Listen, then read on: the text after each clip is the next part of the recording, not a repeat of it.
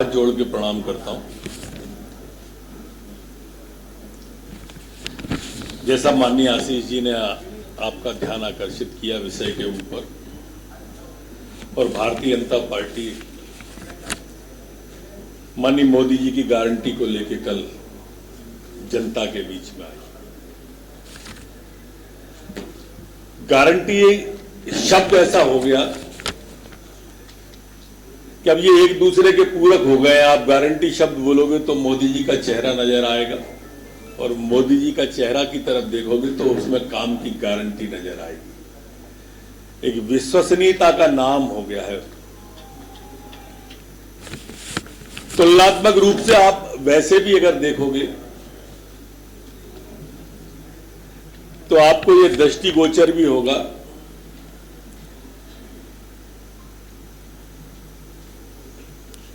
कि माननीय मोदी जी वतन के लिए जीने वाले व्यक्ति हैं, और विपक्ष के नौदुर्गों में जैसे फोटो आ रहे हैं उससे लगता है कि मोदी जी वतन के लिए और विपक्ष मटन के लिए जीने वाला व्यक्ति।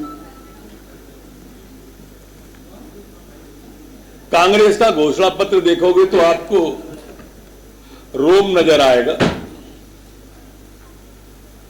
और भाजपा के अंतःकरण में झांकोगे तो राम नजर आएगा।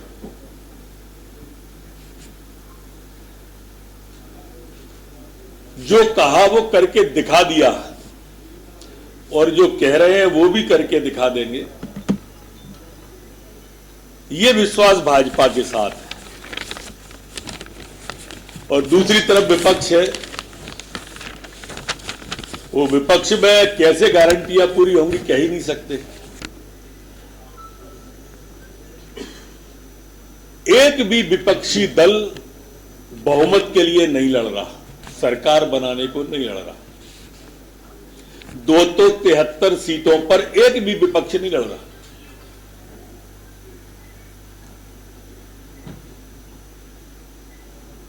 बहुमत मिलेगा ही नहीं। अब मिलेगा तो पता नहीं है, सरकार बनेगी पता नहीं है, प्रधानमंत्री कौन बनेगा पता नहीं है, गठबंधन वाले सुनेंगे कि नहीं पता नहीं है, चुनाव के बाद गठबंधन टिकेगा या नहीं टिकेगा पता नहीं है।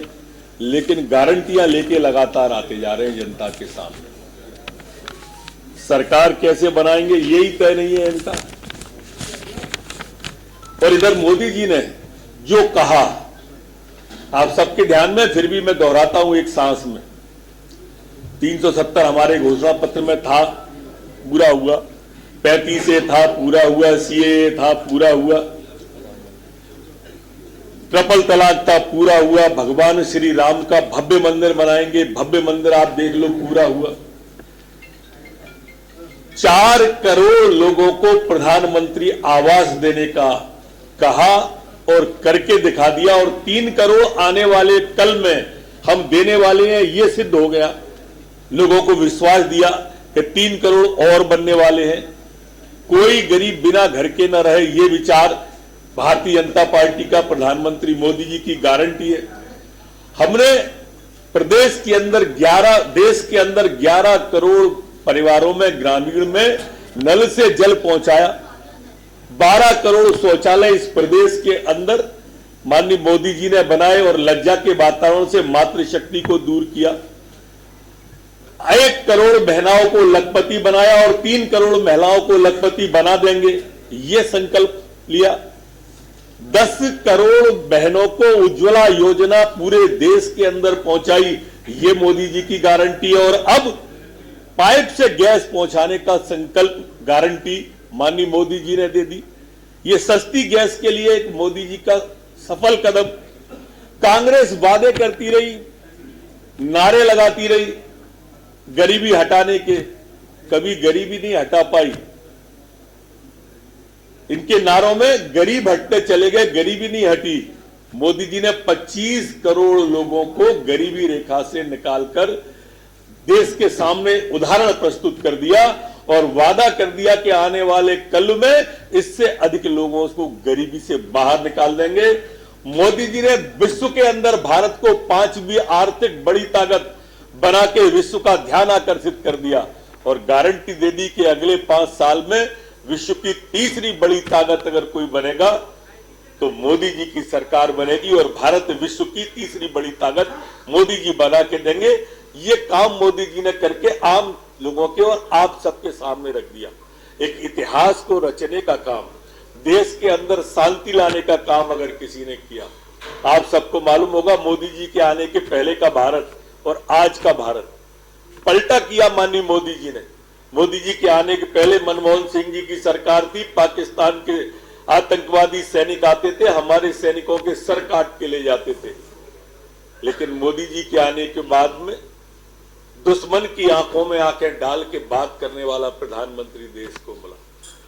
मोदी जी के आने के बाद में उधर से गोली भी आई तो इधर से गोला गया है, आतंकवादियों पर गोला।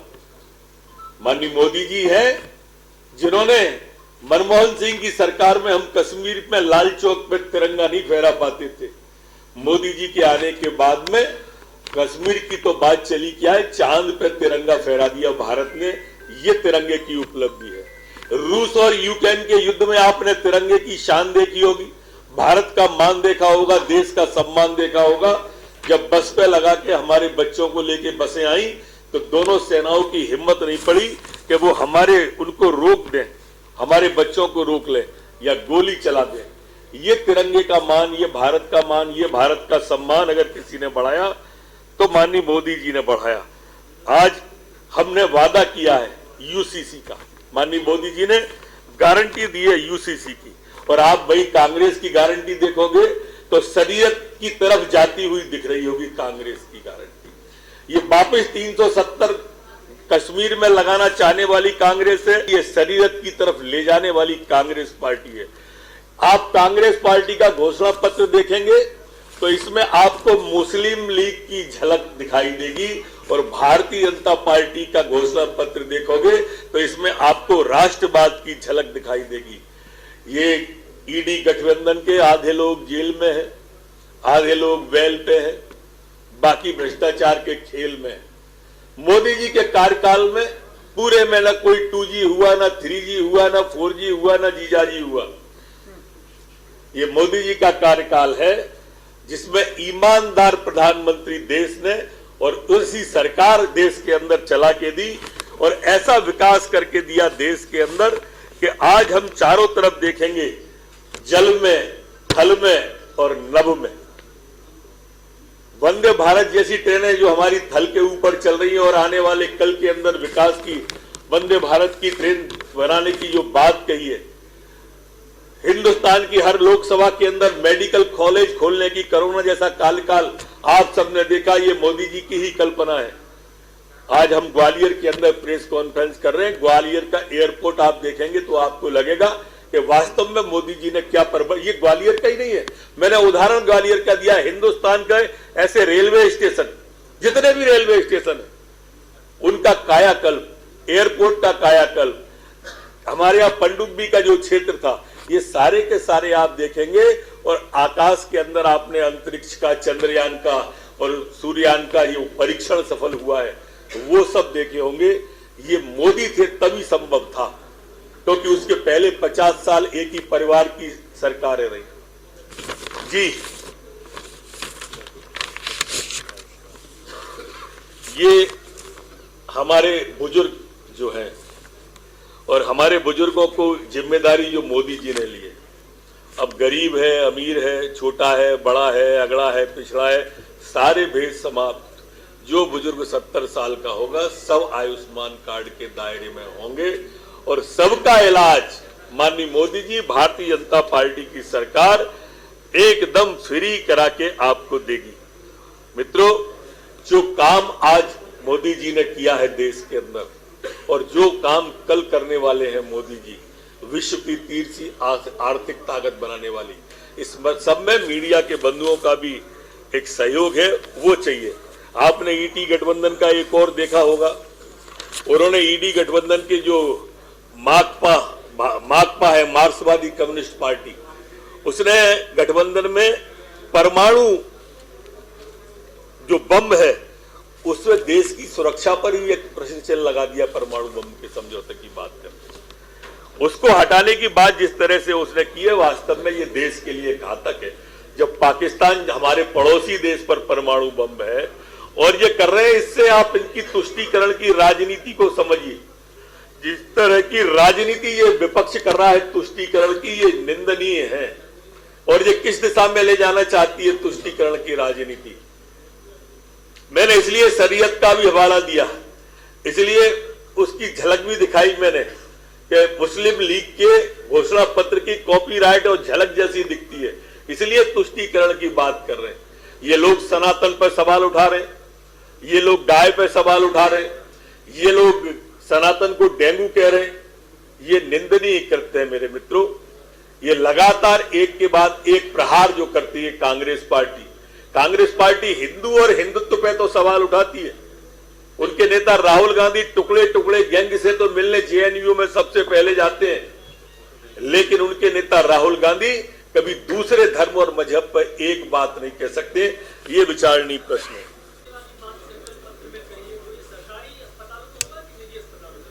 सरकारी में भी होगा और निजी में भी होगा।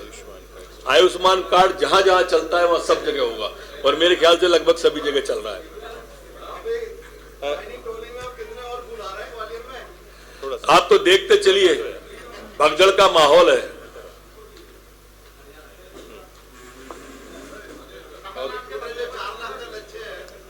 4 लाख का लक्ष्य पूरा हो चुका है।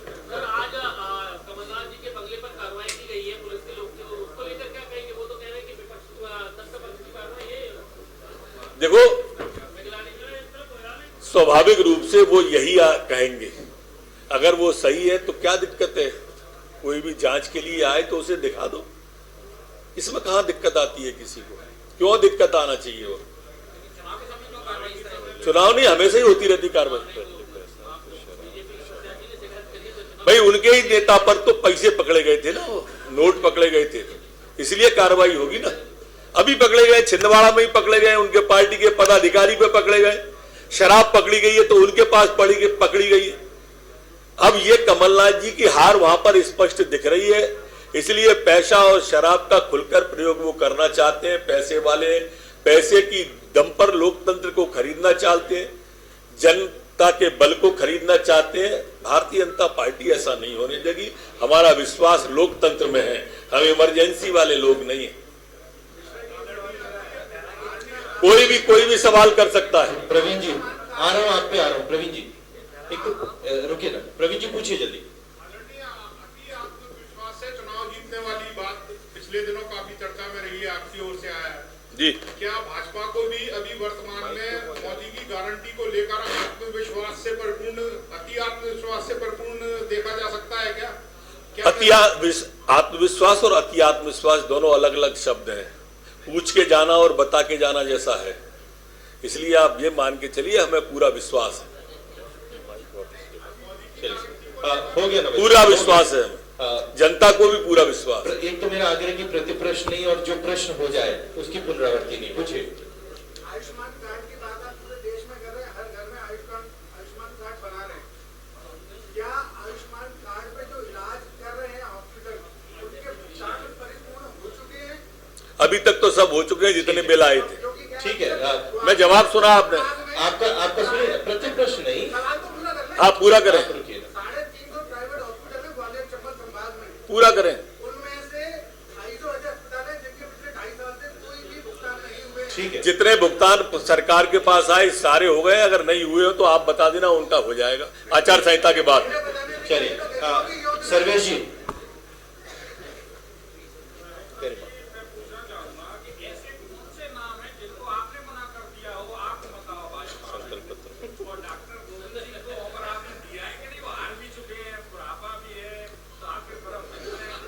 विषयांतर हो जाएगा, मेरे मित्र हैं, ये सही बात है, और मैंने किसी को भी ऑफर कोई नहीं दिया है। विषयांतर हो जाएगा, मैंने किसी को मना नहीं किया, द्वार खोले।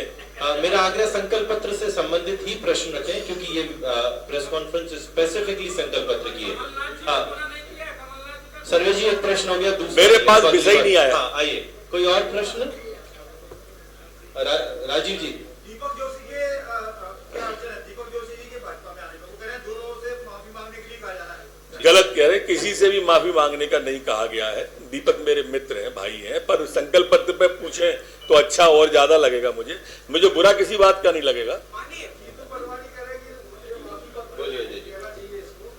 देखो उसके आने के बाद में कांग्रेस की क्या स्थिति हो गई है, इससे थोड़ा वो व्यथित से है। वही तो जीतू पटवारी हैं जो अपनी पार्टी को कहते थे पार्टी गई तेल लेने, अब तेल लगा रहे हैं तो दिक्कत हो रही है। बोलिए बोलिए बोलिए बोलिए, आप तो प्रश्न रखिए।